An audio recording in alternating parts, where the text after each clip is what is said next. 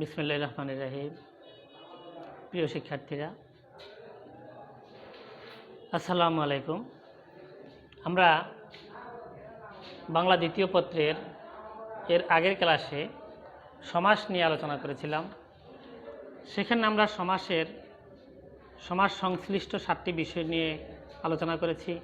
সমাস কাকে বলে, পূর্বপদ কাকে বলে, পরপদ কাকে বলে, সমস্ত পদ কাকে বলে, ব্যাস বাক্য কাকে বলে, সমসমান পদ কাকে বলে, এইসব বিষয় নিয়ে আলোচনা করেছি। আজকে আমরা শিখব সমাস কত প্রকার, কি সেইগুলো কাকে বলে এবং সমাস চিনবার উপায়, কিভাবে আমরা ব্যাস বাক্য দেখে সমাস চিনতে পারব। প্রথমে আমরা দেখি সমাস কত প্রকার। সমাস প্রধানত 6 প্রকার। এই 6 প্রকারের আবার প্রকারভেদ আছে। 6 প্রকারের দ্বন্দ্ব, কর্মধারয়, তৎপুরুষ, বহুব্রীহি, দ্বিগু, অব্যয়ীভাব। অনেক ব্যাকরণবিদ আবার এই সমাস 6 প্রকার স্বীকার করেন না। তারা মনে করেন সমাস 4 প্রকার। সেখানে তারা অনেক ব্যাকরণবিদ দ্বিগু সমাসকে কর্মধারয় সমাসের অন্তর্ভুক্ত মনে করেন, আবার অনেকে কর্মধারয় সমাসকে তৎপুরুষের অন্তর্ভুক্ত মনে করেন। তাহলে দ্বিগু এবং কর্মধারয় এই দুইটাকে তারা বাদ দিয়ে ধরেন। সেই হিসাবে সমাস 4 প্রকার। অর্থের প্রাধান্যের দিক থেকেও সমাস 4 প্রকার। যাই হোক, আমরা আপাতত 6 প্রকারেরই আলোচনা করব। 6 প্রকার সমাস কাকে বলে, সেগুলো কিভাবে চিনব, আজকে আমরা সেটা নিয়ে আলোচনা করব। প্রথমত আমরা ছোট্ট একটু ছক আঁকি। পূর্বপদ, পরপদ, অন্যপদ।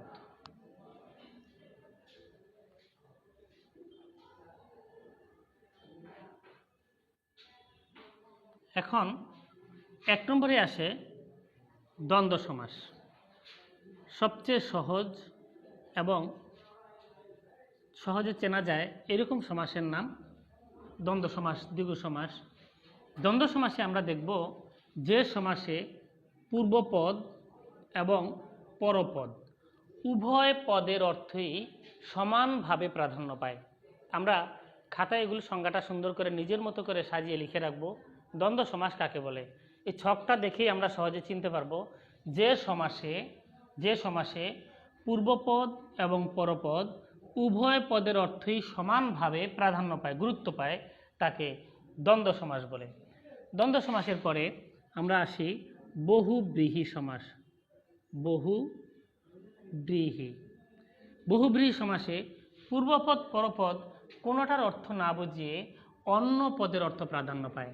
তাহলে বহুব্রীহি সমাস কাকে বলে, যে সমাসে পূর্বপদ এবং পরপদ কোনো পদের অর্থ প্রাধান্য না পেয়ে অন্য কোনো পদের অর্থ প্রাধান্য পায়, তাকে বহুব্রীহি সমাস বলে। যেমন নদী মাতা যার, নদীমাতৃক।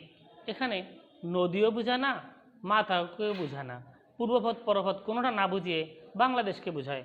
এরকম যে সমাসে পূর্বপদ এবং পরপদ কোনোটার অর্থ না বুঝিয়ে অন্য পদের অর্থ প্রাধান্য পায়, তাকে বহুব্রীহি সমাস বলে। এখানে একটা বিষয় আমরা দেখি, দ্বন্দ্ব সমাসে পূর্বপদ এবং পরপদ উভয় পদের অর্থই প্রাধান্য পায়, আবার বহুব্রীহি সমাসে কোনোটারই অর্থ প্রাধান্য পায় না। এই জন্য অনেকে দ্বন্দ্ব সমাসের বিপরীত সমাসকে বলেন বহুব্রীহি, আবার অনেকে বহুব্রীহির বিপরীতে বলেন দ্বন্দ্ব। কারণ এইটা দুইটা প্রাধান্য পায়, এইটা একটাও প্রাধান্য পায় না। দুই পদের অর্থ প্রাধান্য পায় এরকম সমাস একটাই, শুধু দ্বন্দ্ব সমাস।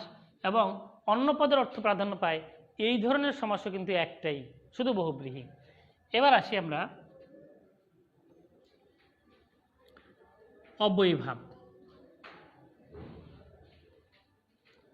অব্যয়ীভাব সমাসে শুধু পূর্বপদের অর্থ প্রাধান্য পায় এবং পূর্বপদে অব্যয় থাকে। তাহলে এটা আমরা কিভাবে লিখব, অব্যয় থাকে।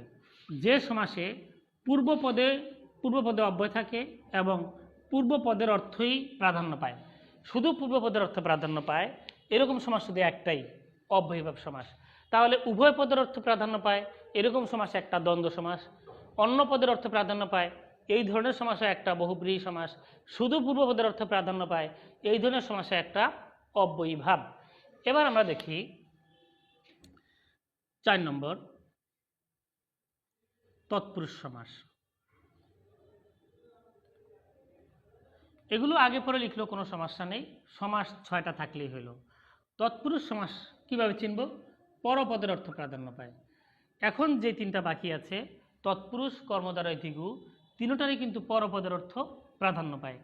পরপদের অর্থ প্রাধান্য পায় এরকম সমাস 3টা। তাহলে তৎপুরুষ সমাসে কোন পদের অর্থ প্রাধান্য পায়? পরপদের অর্থ প্রাধান্য পায়। এবং এই যে পূর্বপদের বিভক্তি লোপ পায়, পূর্বপদের বিভক্তি লোপ পায়। এখন এটা সংজ্ঞা কীভাবে বলবো? যে সমাসে পূর্বপদের বিভক্তি লোপ পায় এবং পরপদের অর্থ প্রাধান্য পায় তাকে তৎপুরুষ সমাস বলে। আগের সংজ্ঞাটা আমরা বলছি অব্যয়ীভাব সমাস। যে সমাসে পূর্বপদে অব্যয় থাকে এবং পূর্বপদের অর্থই প্রাধান্য পায় তাকে অব্যয়ীভাব সমাস বলে। আর এটা হলো যে সমাসে পূর্বপদের বিভক্তি লোপ পায় এবং পরপদের অর্থ প্রাধান্য পায় তাকে তৎপুরুষ সমাস বলে। এরপর আসি কর্মধারয় সমাস। কর্মধারয়, কর্মধারয় সমাস কাকে বলে? যে সমাসে এই কর্মধারয় পরপদের অর্থে প্রাধান্য পায়, তৎপুরুষ পরপদের অর্থে প্রাধান্য পায়, দ্বিগু সমাসেও পরপদের অর্থে প্রাধান্য পায়। কর্মধারয় সমাসে বিশেষ্য এবং বিশেষণ পদ মিলে যে সমাস হয়, বিশেষ্য আর বিশেষণ। এখানে একটা বিষয়, পূর্বপদ বিশেষ্য, পরপদ বিশেষণ এরকম হতে পারে, অথবা দুইটা বিশেষ্য হতে পারে, অথবা দুইটাই বিশেষণ হতে পারে, কিন্তু পরপদের অর্থ প্রাধান্য পায়। যে সমাসে এই বিশেষ্য এবং বিশেষণ পদ মিলে যে সমাস হয় এবং পরপদের অর্থ প্রাধান্য পায়, পরপদের অর্থ প্রাধান্য পায় তাকে কর্মধারয় সমাস বলে। এরপরে আসি দ্বিগু সমাস। দ্বিগু সমাসে পূর্বপদের সংখ্যাবাচক শব্দ থাকবেই, সংখ্যাবাচক শব্দ, এর সাথে এই পরপদের ঘরে থাকবে সমাহার। এই সমাহার দেখেই আমরা বুঝবো এটা দ্বিগু সমাস এবং পরপদের অর্থ প্রাধান্য পায়। তাহলে আমরা দেখলাম যে 3টা সমাসেই পরপদের অর্থ প্রাধান্য পায়, তৎপুরুষ, কর্মধারয়, দ্বিগু। এই জন্যই অনেক ব্যাকরণবিদ দ্বিগু সমাসকে আলাদাভাবে বললে মানতে চান না, তারা দ্বিগু সমাসকে কর্মধারয়ের মধ্যে গণ্য করেন, আবার অনেকে কর্মধারয় সমাসকেও তৎপুরুষের মধ্যে গণ্য করেন। সেই হিসাবে সমাস এই 4 প্রকার, নিচের 2টাকে অনেকে মানতে চান না। এবং এই 3টারই যেহেতু পরপদের অর্থ প্রাধান্য পায়, সেই হিসাবে অর্থের প্রাধান্যের দিক থেকেও সমাস 4 প্রকার। উভয় পদের অর্থ প্রাধান্য পায় দ্বন্দ্ব সমাস, অন্য পদের অর্থ প্রাধান্য পায় শুধু বহুব্রীহি সমাস, শুধু পূর্বপদের অর্থ প্রাধান্য পায় অব্যয়ীভাব সমাস। দ্বন্দ্ব সমাসে পূর্বপদের অর্থ প্রাধান্য পায় পরপদ দুটোটা, আর অব্যয়ীভাব সমাসে শুধু পূর্বপদ। আবার তৎপুরুষ, কর্মধারয়, দ্বিগু 3টায় শুধু পরপদের অর্থ প্রাধান্য পায়। এই জন্য 3টাকে অনেক ব্যাকরণবিদ এক প্রকার মনে করেন, তৎপুরুষ সমাসের মধ্যেই অন্তর্ভুক্ত মনে করেন। এখানে আরেকটা বিষয়, সমাসের এই যে 6 প্রকার সমাস, 6 প্রকার দ্বন্দ্ব, বহুব্রীহি, অব্যয়ীভাব, তৎপুরুষ, কর্মধারয়, দ্বিগু, এই 6 প্রকার লিখতে আমার 3টা জায়গায় দ লাগে। দ্বন্দ্ব লিখতে 2টা দ, দ্বিগু লিখতে 1টা দ। এই 3টা দয়েরই নিচে ব থাকবে, ব ফলা। এই দ্বিগু লিখতেও ব ফলা, দ্বন্দ্ব লিখতেও 2টা দতেই ব ফলা। এতক্ষণে আমরা সমাস 6 প্রকার, এই 6 প্রকার কাকে বলে এটা শিখলাম। তোমরা সবাই নিজের খাতায় নিজের মতো করে এগুলো তুলে রাখবে। প্রথমে দ্বন্দ্ব সমাস, এটা সংজ্ঞাটা লিখবে নিজের মতো করে। যেমন যে সমাসে পূর্বপদ এবং পরপদ উভয় পদের অর্থই সমানভাবে প্রাধান্য পায় তাকে দ্বন্দ্ব সমাস বলে। যেমন মা ও বাবা, মা বাবা, হাট ও বাজার, হাট বাজার, এভাবে হাজার হাজার উদাহরণ আছে। বহুব্রীহি সমাসে যে সমাসে পূর্বপদ পরপদ কোনটার অর্থ না বুঝিয়ে অন্য পদের অর্থ প্রাধান্য পায় তাকে বহুব্রীহি সমাস বলে। অব্যয়ীভাব সমাস যে সমাসে পূর্বপদে অব্যয় থাকে এবং পূর্বপদের অর্থই প্রাধান্য পায়, অর্থাৎ অব্যয় অর্থই প্রাধান্য পায় তাকে অব্যয়ীভাব সমাস বলে। তৎপুরুষ সমাস যে সমাসে পূর্বপদের বিভক্তি লোপ পায় এবং পরপদের অর্থ প্রাধান্য পায় তাকে তৎপুরুষ সমাস বলে। কর্মধারয় সমাস বিশেষ্য বিশেষণ পদ মিলে যে সমাস হয় এবং পরপদের অর্থে প্রাধান্য পায় তাকে কর্মধারয় সমাস বলে। এবং যে সমাসে পূর্বপদের সংখ্যাবাচক শব্দ পরপদের সমাহার বসে এবং পরপদের অর্থে প্রাধান্য পায় তাকে দ্বিগু সমাস বলে। এগুলি নিজের মতো করে খাতায় সুন্দর করে লিখে রাখবে। এবার আমরা চিনব সমাস চিনবার উপায়। এই 6টা সমাস আমরা কিভাবে চিনব যে কোনটা কি সমাস, ব্যাসবাক্য দেখে এই সমাস চেনার উপায় এখন আমরা সেটা শিখব।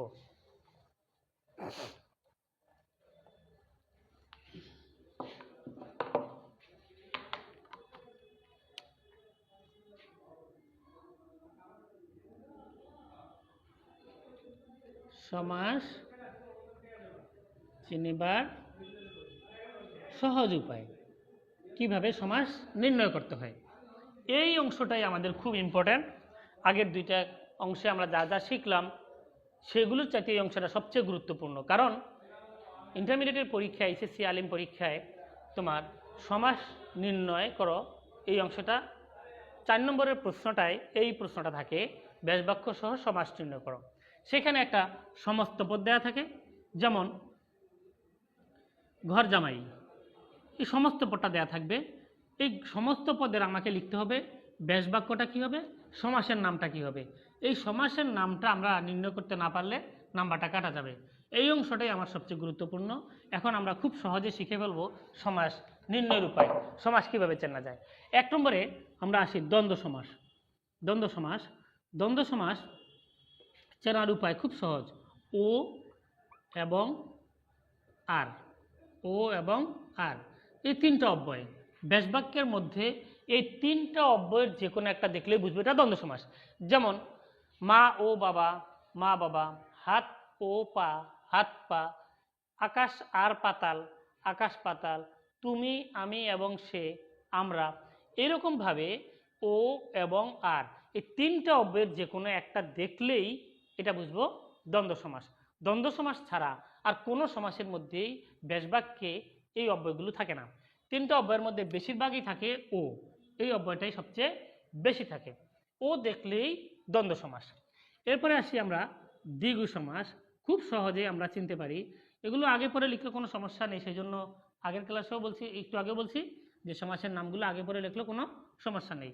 দ্বিগু সমাস আমরা কীভাবে চিনব, শুধু সংখ্যাবাচক শব্দ পূর্বপদে কী থাকে, সংখ্যাবাচক শব্দ এবং পরপদে সমাহার, সংখ্যাবাচক শব্দ এবং যোগ এই সমাহার, পরপদে এই সমাহার দেখলেই আমরা বুঝবো এটা দ্বিগু সমাস। যেমন 4 রাস্তার সমাহার চৌরাস্তা, 3 ফলের সমাহার ত্রিফলা, শত অব্দের সমাহার শতাব্দী। এই সমাহার দেখলেই দ্বিগু সমাস। ব্যাসবাক্যে যদি সমাহার থাকে তাহলে আমরা খুব সহজে বুঝে ফেলবো এটা দ্বিগু সমাস। ব্যাসবাক্যের মধ্যে ও এবং আর দেখলে যেভাবে দ্বন্দ্ব সমাস আমরা অটোমেটিক বলে দিতে পারি, ঠিক ব্যাসবাক্যের মধ্যে সমাহার দেখলেই দ্বিগু সমাস। সমাহার ব্যাসবাক্যে ছাড়া, এই দ্বিগু সমাস ছাড়া আর কোনো সমাসের ব্যাসবাক্যে সমাহার থাকে না। এরপরে আসি বহুব্রীহি সমাস। বহুব্রীহি সমাসে ব্যাসবাক্যে থাকবে যার, অন্যরকম আছে, বেশিরভাগ ক্ষেত্রেই যার, নদীমাতা যার, নদীমাতৃক, এরকম যার দেখলেই আমরা বুঝবো এটা বহুব্রীহি সমাস। এরপরে আসি অব্যয়ীভাব সমাস। 4 নম্বরে অব্যয়ীভাব সমাস। অব্যয়ীভাব সমাস, অব্যয়ীভাব সমাস চেনার উপায় হলো, এখানে একটু বেশি শব্দ আছে, যোগ্যতা, যোগ্যতা, পশ্চাৎ, পর্যন্ত, অভাব, যোগ্যতা পশ্চাৎ পর্যন্ত অভাব, সাদৃশ্য, সামীপ্য, সামীপ্য, বিপসা। বিপসা মানে হলো পৌনঃপুনিকতা, একই শব্দ একই বাক্যে 2 বার থাকলে সেটাকে বলা হয় বিপসা। একই শব্দ 2 বার থাকলে সেটাকে বলা হয় বিপসা। সাদৃশ্য, সামীপ্য, বিপসা, ঈষৎ, ক্ষুদ্র, বিরোধ, বিরোধ, অতিক্রান্ত, অনতিক্রম্য, অনতিক্রম্য, দূরবর্তী, প্রতিনিধি, প্রতিদ্বন্দ্বী। যেমন খাইবার যোগ্য সমান সমান খাদ্য, তাহলে ব্যাসবাক্যের মধ্যে যোগ্য দেখেই আমরা বুঝবো এটা অব্যয়ীভাব সমাস। গমনের পশ্চাৎ, অনুগমন, পশ্চাৎ দেখেই বুঝবো এটা অব্যয়ীভাব সমাস। যেমন পা হতে মাথা পর্যন্ত, আপাদমস্তক, জানু পর্যন্ত, আজানু, এরকম পর্যন্ত দেখলেই অব্যয়ীভাব সমাস। ভিক্ষার অভাব, দুর্ভিক্ষ, জেলার সদৃশ্য উপজেলা, কুলের সমীপে উপকূল, যেমন দিন দিন, প্রতিদিন। একই শব্দ দুইবার থাকলে সেটাকে বলা হয় বিপসা। একই শব্দ দুইবার, যে কোনো শব্দ দুইবার থাকলে সেটাকে বলা হয় কি বিপসা। ঈষৎ আমিষ গন্ধজার আষ্টে, এভাবে রীতিকে অতিক্রম না করে যথারীতি, এভাবে যেমন ছায়ার প্রতিনিধি, প্রতিচ্ছায়া, এইরকমভাবে এই শব্দগুলো যদি ব্যাস বাক্যের মধ্যে থাকে তাহলে সেটাকে বলবো আমরা অব্যয়ীভাব সমাস। এগুলো আমরা মুখস্থ করে নেব। একবারে চারটে এক লাইনে লিখছি, একটা চারটে একবারে পড়ি। যোগ্যতা পশ্চাৎ পর্যন্ত অভাব, যোগ্যতা পশ্চাৎ পর্যন্ত অভাব, যোগ্যতা পশ্চাৎ পর্যন্ত অভাব, এরকম আমরা 10 বার করে পড়ি। পরের লাইনটা পড়ি, সাদৃশ্য সামীপ্য বিপসা ঈষৎ, সাদৃশ্য সামীপ্য বিপসা ঈষৎ। এরকম পড়তে পড়তে আবার 2 লাইন একত্র করে পড়ি, আবার এভাবে 2 লাইন একত্র করে পড়ি।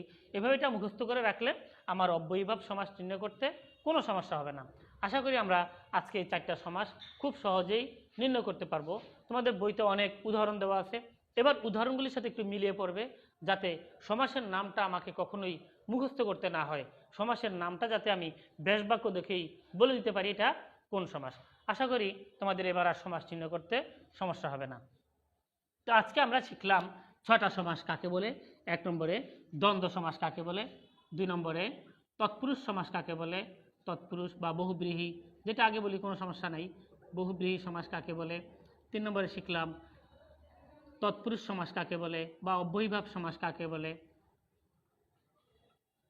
4 নম্বরে শিখলাম তৎপুরুষ সমাস কাকে বলে। 5 নম্বরে শিখলাম কর্মধারয় সমাস কাকে বলে। 6 নম্বরে শিখলাম দ্বিগু সমাস কাকে বলে। এই সমাসের সংজ্ঞাগুলো আমরা খাতায় নিজের মতো করে সুন্দর করে লিখে রাখবো, যাতে পরবর্তীতে আবার আমি যখন রিভিশন দিতে আসবো বা আরেকদিন সমাস পড়তে বসবো তখন যাতে আমি আমার খাতা দেখে নিজে নিজে পড়তে পারি। এই সমাস 6টার সংজ্ঞা খাতায় লিখে রাখবে, এবং এই যে সমাস চিনিবার উপায়, আজকে যে 4টা সমাস শিখালাম এই 6টাও তোমরা খাতায় লিখে রাখবে। এই সমাসগুলোর প্রকারভেদ আছে, কিন্তু পরীক্ষায় এগুলোর প্রকারভেদ না লিখলেও চলে। এই 4টার প্রকারভেদ না লিখলেও চলে। দ্বন্দ্ব সমাস 17 প্রকার, সমার্থক দ্বন্দ্ব, বহুপদী দ্বন্দ্ব, অঙ্গবাচক দ্বন্দ্ব, সংখ্যাবাচক দ্বন্দ্ব, কিন্তু পরীক্ষায় এগুলি না লিখলেও হবে, শুধু দ্বন্দ্ব সমাস লিখে দিলে উত্তর হয়ে যাবে। দ্বিগু সমাসের প্রকারভেদ নাই, বহুব্রীহি সমাস প্রকারভেদ আছে 8 প্রকার, কিন্তু বহুব্রীহি সমাসের প্রকারভেদ না লিখলেও চলে। অব্যয়ীভাব সমাসের কোনো প্রকারভেদ নাই, এটার আর এটার প্রকারভেদ নাই, এই দুইটার আছে, না লিখলেও চলে। কিন্তু কর্মধারয় আর তৎপুরুষ এই যে এই দুইটার প্রকারভেদ সহই লিখতে হবে, এর প্রকারভেদ না লিখলে উত্তর কাটা যাবে। এই জন্য এই দুইটার আলোচনা একটু বড়, আমরা এই দুইটা পরবর্তী ক্লাসে আলোচনা করব। আজকে আমরা এই যে সমাসের 4টা সমাস পড়লাম, এবং আগামী ক্লাসে এই 2টা সমাস পড়লে সমাসের আলোচনা আশা করি শেষ হয়ে যাবে। তোমরা সমাসটা সহজে বুঝতে পারবে, এই জন্য তোমাকে একটু প্র্যাকটিস করতে হবে। আমরা আজকে যে 4টা সমাস পড়াইলাম, যে দ্বন্দ্ব, দ্বিগু, বহুব্রীহি, অব্যয়ীভাব, এই সমাসের যত উদাহরণ তোমার বইতে দেওয়া আছে এগুলি বাসায় একটু চর্চা করবে, যাতে সমাসগুলি তুমি নিজে নির্ণয় করতে পারো কিনা। তো এই সবাই ভালো থেকো, আল্লাহ হাফেজ।